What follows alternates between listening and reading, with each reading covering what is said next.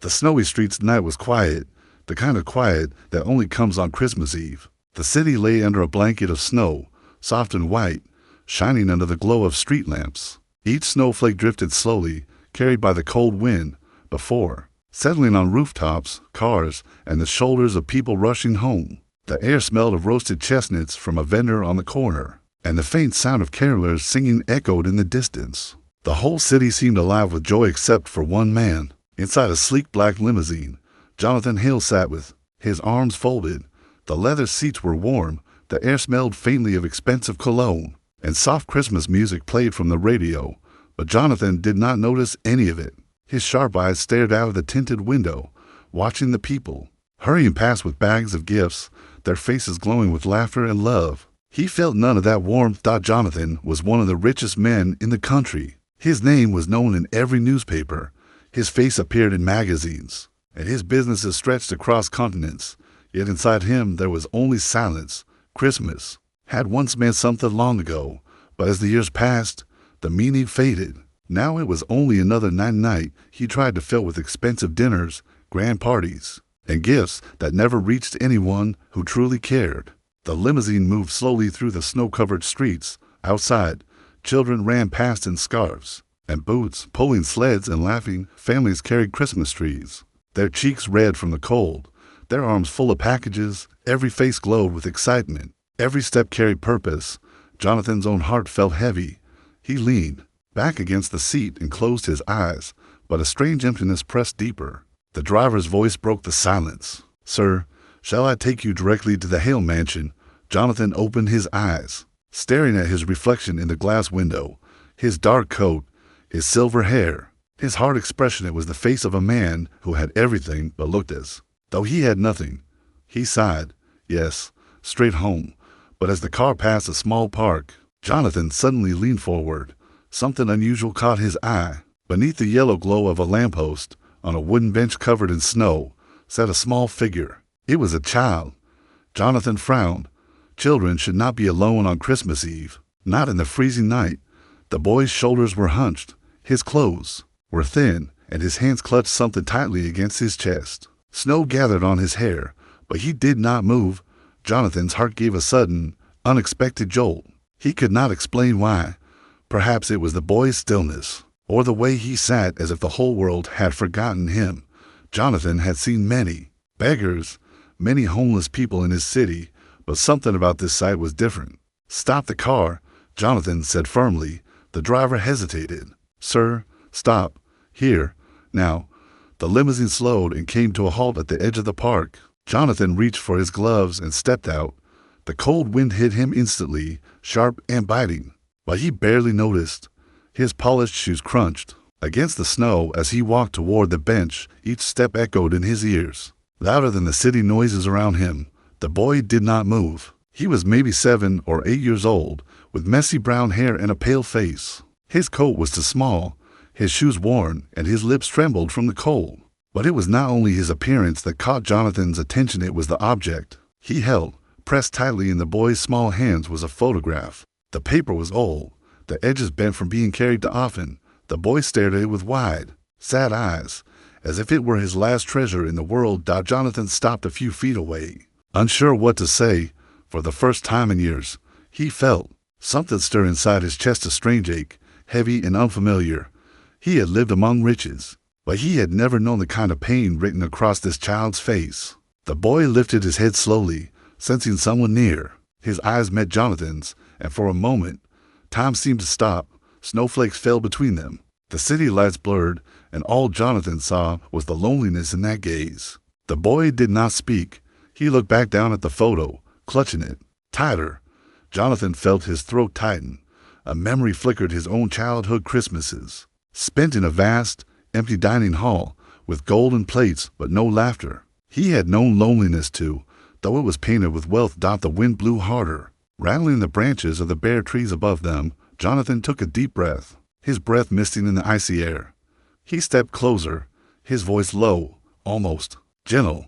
"Where are your parents, child?" he asked. The boy did not answer. He only stared at the photograph, his small hands shaking. Jonathan stood there, feeling torn. He could have walked away, return to his warm mansion, his empty halls, his world of comfort. But something inside whispered to stay. He realized in that moment that this Christmas Eve would not be like the others. This night was about to change everything. The lonely child boy did not look up again. His eyes stayed on the photograph as though the world around him no longer existed. Snow gathered on his hair and lashes, but he did not brush it away. His small body shivered, yet he made no sound. To Jonathan, it was as if the child had learned that silence was safer than words. Jonathan stood a moment, uncertain. He was not a man used to speaking softly. In boardrooms, his voice carried authority. At charity events, his words were polished and distant. But here, in front of a child who looked no older than 8, Jonathan's throat felt tight. "What's your name?" Jonathan asked. His voice, deep and commanding, trembled slightly without his meaning it to. The boy shifted, his fingers trembling on the edges of the photo. For a long pause, there was nothing but the howl of wind rushing through the park trees. Finally, the boy whispered, so faintly that Jonathan had to lean closer. Daniel. The name hung in the cold air, simple and fragile. Jonathan repeated it quietly in his mind. "Daniel, and where are your parents?" "Daniel," Jonathan asked, lowering himself onto the snowy bench beside the boy. The leather of his long coat brushed against the wooden slats, and the chill of the would reach through despite his wealth of clothing. He did not care. Daniel's lips pressed together. His eyes filled with water that glimmered in the lamplight. He lifted the photograph, showing it as if it were an answer. Jonathan leaned closer. It was a picture of a young woman, smiling warmly, her arms wrapped around Daniel when he was even smaller. The edges of the photo were bent and creased as though the boy had carried it everywhere, refusing to let it go. "She's my mom," Daniel whispered. His voice cracked like thin ice. She went away.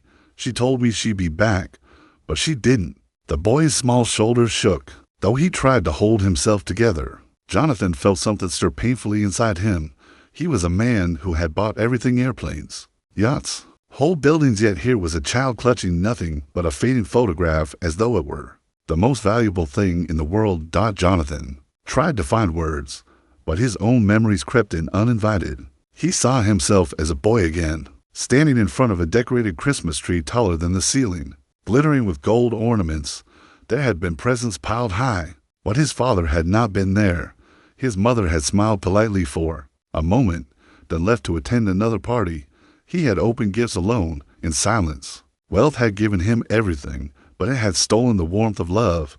He turned back to Daniel, realizing with a heaviness that the child's pain was deeper. Jonathan's loneliness had been wrapped in silk and silver, but Daniel's was raw and bare.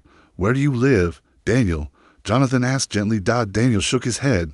"Nowhere. I stay where it's warm sometimes, but tonight, I don't know." The words hit Jonathan like a blade.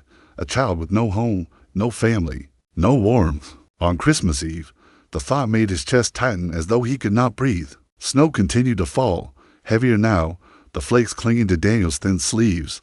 Without thinking, Jonathan pulled off the thick scarf from his neck and wrapped it around the boy. Daniel froze, looking up with wide eyes, as if the simple act of kindness shocked him.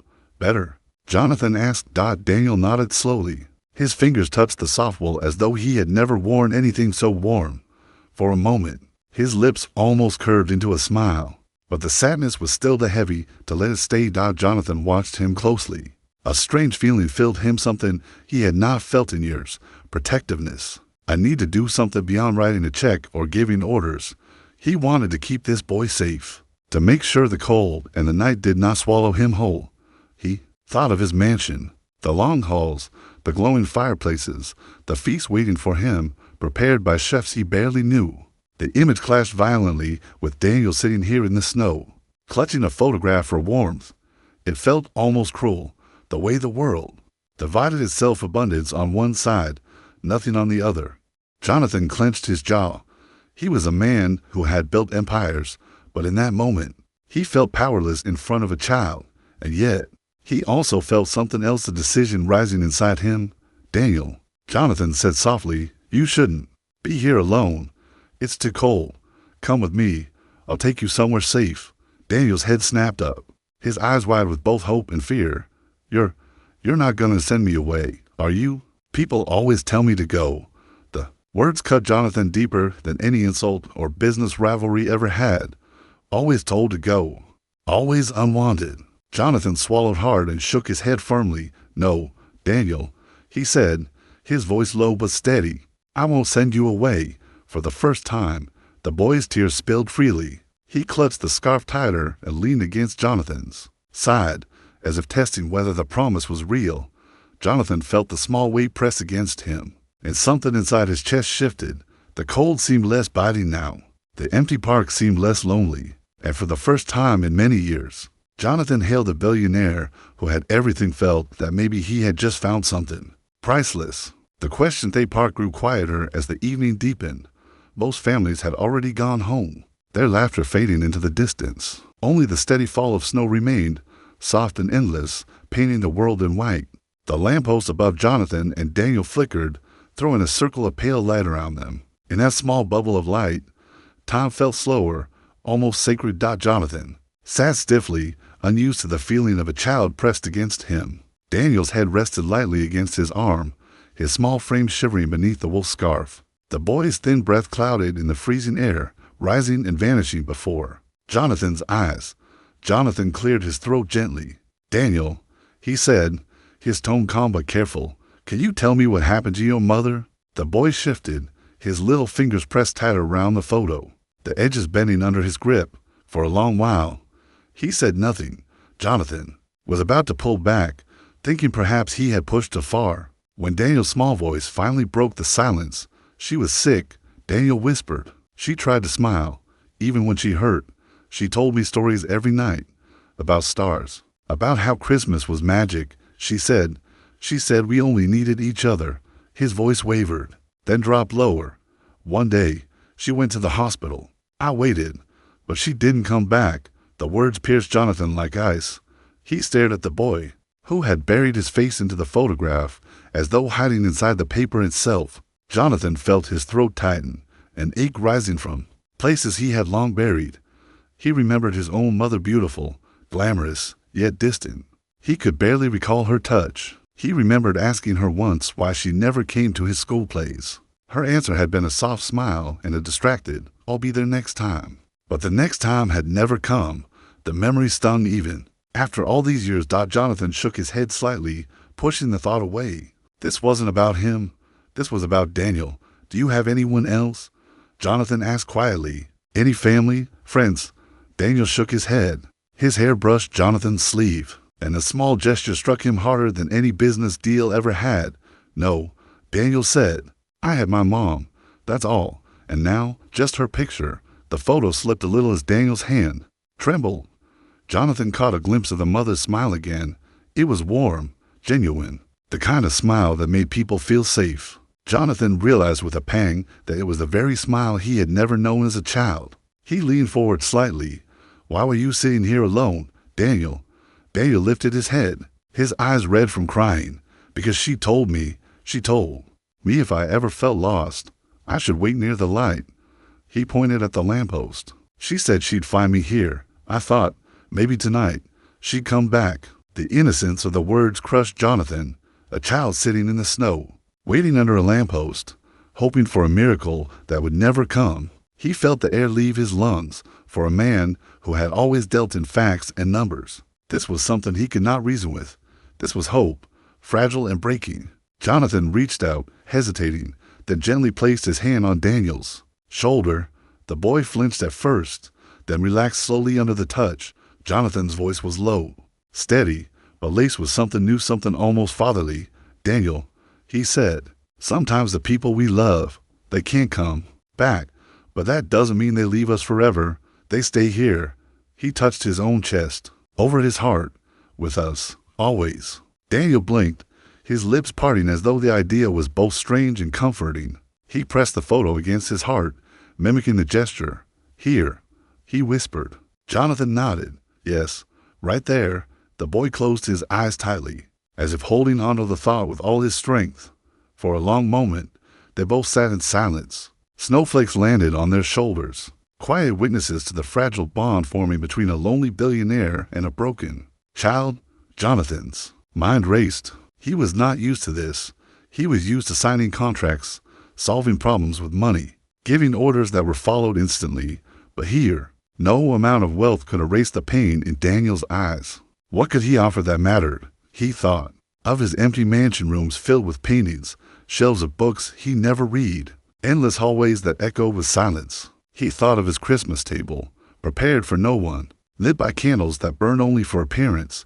And then he thought of Daniel, clinging to a photograph in the freezing snow. The contrast was unbearable. Jonathan took a deep breath. "Daniel," he asked, his voice steady but softer than it had ever been, "if your mother wanted you to be safe tonight, would she want you to sit here in the cold?" Daniel shook his head slowly. "Then let me ask you this," Jonathan continued, his eyes holding the boy's. "If she were here now, what do you think she would want me to do for you?" The question hung in the frosty air, heavier than the snow falling around them. Daniel looked down at the photograph again, his thumb brushing the image of his mother's smile. His lips trembled, and tears welled once more. "She'd want you to take care of me," Daniel whispered at last. Jonathan felt the world shift. In that instant, all his riches, all his power, meant nothing. What mattered was the trembling child beside him, trusting him with the most fragile request in the world. For the first time in many years, Jonathan did not feel like a billionaire. He felt like a man being given a chance to protect, to heal, to love. And he silently vowed he would not let it slip away. The memorious night deepened. The city lights in the distance sparkled like jewels. But in the park, silence ruled. The snow kept falling, soft and endless, as if the world wanted to cover all its pain in white. Jonathan sat beside Daniel, feeling the boy's small weight leaning against him. And for the first time in years, his mind drifted back to memories he had locked away. Jonathan Hale had been born into wealth. His father was already one of the most powerful men in finance, and his mother came from an old family that valued appearances above love. To the world, Jonathan's childhood had seen perfect lavish estates, the best schools, parties with chandeliers dripping gold. But when Jonathan closed his eyes, he remembered not the gifts, not the feasts, but the silence. He remembered being 7 years old, almost Daniel's age, sitting in a grand dining room. On Christmas Eve, the table stretched so far he could not see the end. A fire blazed in the fireplace, the scent of pine filled the air, and outside, snow fell just as it did now. But at the table sat only Jonathan. His father was locked away in his study with ledgers and cigars. His mother had left early to attend a gala. The servants moved quietly, placing silver dishes before him. But their faces were expressionless. He had unwrapped gifts that morning: trains, books, a toy ship, but each gift felt heavy in his hands because there was no laughter, no arms wrapping around him, no one kneeling down to share his joy. He had placed the toys neatly on a shelf in his room, untouched. Jonathan opened his eyes, blinking back to the present. Daniel still clutched the photograph of his mother, his thumb moving gently over the bent paper, as if afraid the picture might vanish. The boy's grief was different from Jonathan's, yet somehow the same. Daniel had known love and lost it. Jonathan had never known it at all. Jonathan's chest tightened as another memory rose. He was 12, standing by the Christmas tree that reached the ceiling of the mansion. Lights sparkled, and carolers had been paid to sing in the hall. But as their voices echoed, Jonathan had stood in the corner, wishing they would all go away, because no one he wanted was there. His father had walked past him without a glance, discussing stocks with a guest. His mother, dressed in jewels, had kissed his cheek lightly before vanishing into another room. He had stood beneath the glowing star on the tree and whispered a question to himself. Why am I invisible in my own home? Jonathan looked at Daniel now and felt that question echo. Again, here was a boy invisible to the world, waiting under a lamppost in the snow, holding onto a hope that was breaking his heart. Jonathan swallowed hard, realizing he could not let this child's story end the way his own had begun. He spoke gently, surprising even himself with the warmth in his voice.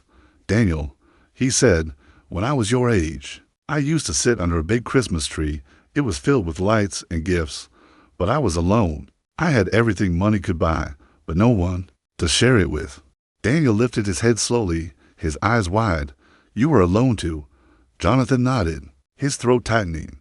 Yes, I had a big house, but it was always empty. I thought, maybe if I tried harder, my parents would notice me, but they never really did. Daniel studied him for a long moment, then looked back at the photograph. At least you had a house, he whispered. At least you had something. The words stung, but they were true. Jonathan had walls to hide in, even if they were cold. Daniel had nothing but this photo. Jonathan leaned closer. You're right, he said softly. I had a house, but not a home. A home is different. A home is where someone loves you, where you feel safe. That's what your mother gave you, wasn't it? Daniel nodded quickly, his lips trembling. She always made me feel safe, even when she was sick. She told me not to be scared. She said she'd always watch over me. The boy's tears glistened in the lamplight, and Jonathan felt something shift inside him. All his life, he had built walls to protect himself from this very feeling vulnerability. But sitting here beside Daniel, those walls felt fragile. A gust of wind blew across the park, sharp and freezing. Jonathan noticed Daniel's small frame trembling violently now. He slipped off his heavy coat and draped it around the boy, ignoring the bite of cold against his own arms. Daniel's eyes widened again, surprised at such kindness. You don't have to, Daniel said weakly. I do, Jonathan answered firmly. You're freezing. The boy nestled into the coat, his face half hidden by its folds. Jonathan watched him, and for a moment, he saw not just a child, but a reflection of his younger self, small, uncertain, waiting for someone to notice him. Jonathan's memory swirled once more. Lonely Christmas mornings, unopened gifts, silent rooms echoing, with nothing but his footsteps. He thought of the boy he had once been, wishing for someone to sit beside him, to say, you are not invisible. You matter. Jonathan took a slow breath. For years, he had hardened his heart, telling himself emotions were weaknesses, distractions from success. But tonight, in the middle of a snowy park, he realized emotions were not weaknesses at all. They were the very thing he had longed for, and they were the very thing Daniel needed now.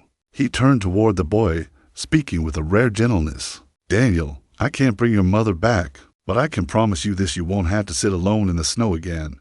Not while I'm here. Daniel's head lifted, his eyes searching Jonathan's face. For the first time, a flicker of hope sparked in his gaze, fragile but real. He didn't speak, but his small hand slipped from the photo to grip Jonathan's sleeve tightly, as if afraid to let go. And in that moment, Jonathan understood something he had never known. The past could not be changed, but perhaps it could be healed by choosing to do differently now. The decision. Snow had grown heavier, swirling in white waves across the park. The lamppost flickered again, casting long shadows over the bench where Jonathan and Daniel sat. Around them, the world was silent, families tucked safely in their homes, windows glowing warm with Christmas lights. Only here, in the lonely corner of the park, the night seemed endless. Jonathan looked at Daniel, who now sat wrapped in his oversized coat.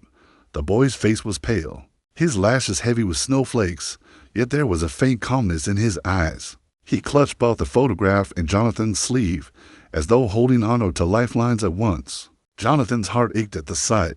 This child, this fragile, shivering boy, should have been home beside a fire, eating cookies, waiting for Santa. Instead, he was out here, alone with grief and cold air for company. Jonathan clenched his jaw. For the first time in years, he felt powerless, not because he lacked money or influence, but because he realized those things could not bring back Daniel's mother, nor erase the pain carved into his young face. The silence pressed on him until his thoughts spilled out in a low voice. Daniel, he said, what do you want most tonight? Daniel lifted his head slowly. His eyes glistened under the lamplight, and his lips trembled before he whispered, I just want my mom. The words broke Jonathan's chest open. He had expected the answer, but hearing it spoken aloud was different.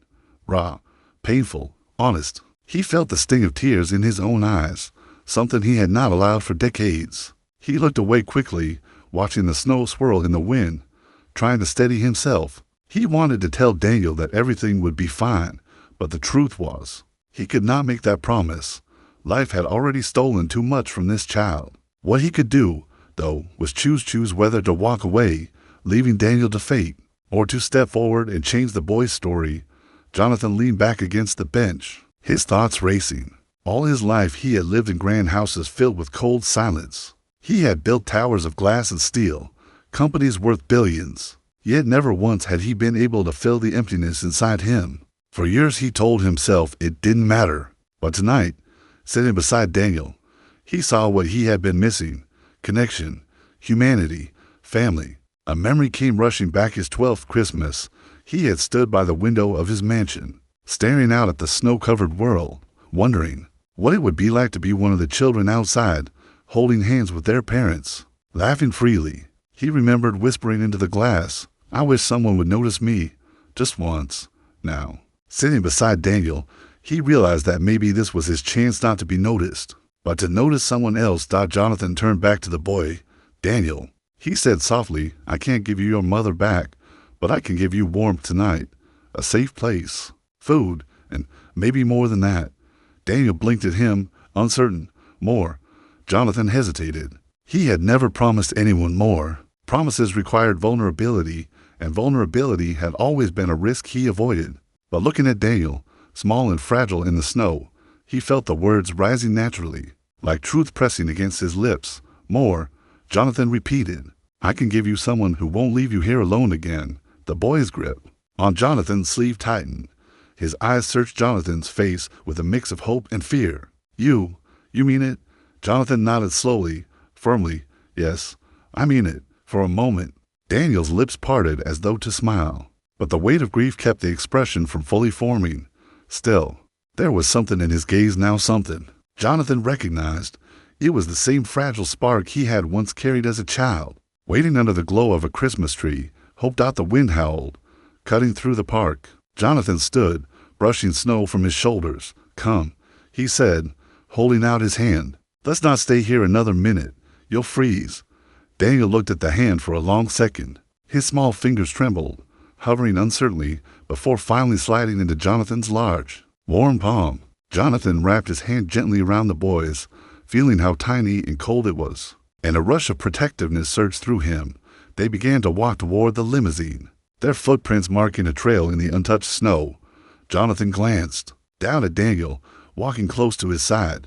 Each step felt heavier than any deal he had ever signed, not because it was a burden, but because it was a responsibility, one he was ready to accept. When they reached the car, the driver looked at Jonathan in surprise. "Sir," he asked, his eyes flicking to the boy. "Open the door," Jonathan said simply. The driver obeyed without question. Jonathan guided Daniel inside, the warmth of the car wrapping around them instantly. Daniel's small frame relaxed as he sank into the soft leather seat, still clutching the photograph. Jonathan sat beside him, pulling the door shut. The city lights blurred past the window as the car started moving. But Jonathan no longer cared about the city. His focus was here, on the boy beside him. As Daniel leaned against his side, slowly drifting toward sleep, Jonathan stared at the reflection in the glass. For years, he had seen nothing in that reflection but a hard, lonely man. But tonight, with Daniel's head resting against him, he saw something new, a man with a chance to be more than just rich, a man with a chance to matter. And in the quiet of the car, Jonathan made his decision. This boy would not be abandoned again, not while he still had breath in his body. The Promise limousine glided quietly through the snowy streets. Outside, houses twinkled with golden lights, children's silhouettes danced near windows, and Christmas trees glowed like stars in the dark. Inside the car, all was still. Daniel leaned against Jonathan's arm, his small body exhausted, his fingers still curled around the photograph. His breathing grew steady, soft, like the sound of a fragile bird at rest. Jonathan looked down at the boy and felt a strange ache in his chest. For years, his life had been about power, numbers, and control. Yet here, in this quiet moment, he felt something stronger than any deal he had ever signed. Responsibility, compassion, love. He reached over and gently tucked the coat tighter around Daniel's shoulders. The boy stirred, but did not wake. Jonathan's eyes lingered on the photograph in Daniel's hand. The woman's smile, tender, bright, filled with love, seemed to watch him. It was as though she were silently asking him the same question Daniel had whispered earlier. "Will you take care of him?" Jonathan pressed his lips together. He had never promised anyone anything beyond contracts, but here, with this child pressed against him, he felt the weight of a new promise forming not on paper, but in his heart. The limousine finally slowed and turned into a long driveway. Jonathan's mansion rose before them, its grand gates opening silently. The house stood tall and magnificent, lights glowing in every window, but to Jonathan it had always been an empty shell. Tonight, however, as he carried Daniel out of the car, the building seemed different.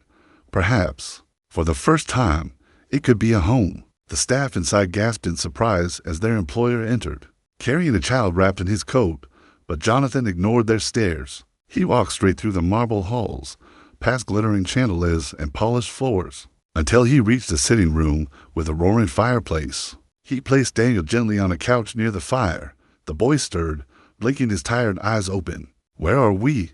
Daniel whispered, his voice weak.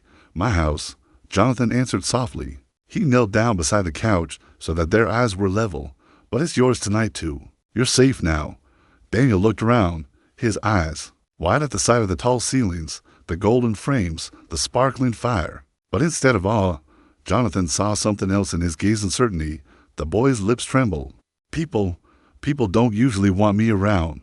Jonathan's chest tightened. He reached out and placed his hand gently over Daniel's. "Then they were blind," he said firmly, "because you deserve to be wanted. You deserve to be loved, and I won't let you feel unwanted again." Daniel stared at him, searching his face as if testing the truth of his words. Slowly, cautiously, he leaned forward until his small arms wrapped around Jonathan's neck. For a second, Jonathan froze. No one had hugged him like this since he was a child. The warmth of it, the trust of it, broke something deep inside him. He closed his eyes and held the boy close. The crackling fire filled the silence, and for the first time in his life, Jonathan felt whole. After a while, Daniel pulled back, his eyes glistening. Do you think my mom could see me now?" Jonathan swallowed hard. He looked at the photograph, then back at Daniel. "Yes," he said softly, his voice steady. "I think she can, and I think she's proud of you." The boy's lips curved into the faintest smile, fragile but real. He clutched the photograph to his chest, then nestled back against the couch. His eyelids heavy with sleep. Jonathan stood slowly, watching him. In that moment, he knew his decision was final. Daniel would not be left to the cold again. He would not be just another child forgotten by the world. Jonathan would make sure of it.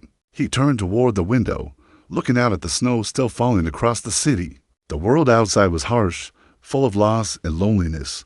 But inside this room, with a child asleep by the fire, Jonathan felt something he had never felt before: peace. His heart whispered a promise, one louder than any contract, stronger than any empire he had built. "I will protect him. I will raise him. I will give him the love I never had." The flames from the fireplace flickered across the walls, casting golden light over Jonathan's face. He stood tall, not as the billionaire the world knew, but as something greater, a man who had finally found his purpose. And as the clock struck midnight, ringing in Christmas Day, Jonathan Hale made a vow that would change both their lives forever. He bent down once more, brushing Daniel's hair gently from his forehead, and whispered the words that sealed his promise. "You're not alone anymore, Daniel, not ever again."